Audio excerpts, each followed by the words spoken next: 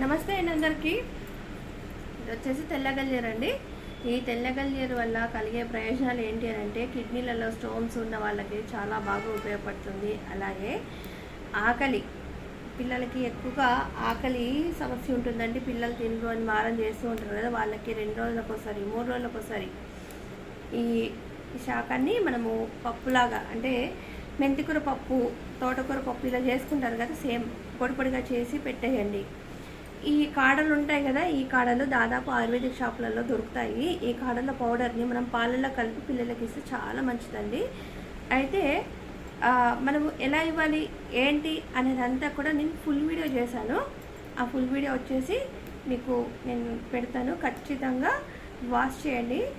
అలాగే చాలామంది సబ్స్క్రైబ్ చేసుకుని చూస్తున్నారు కదా, అలాంటి వాళ్ళందరూ కూడా సబ్స్క్రైబ్ చేసుకోండి.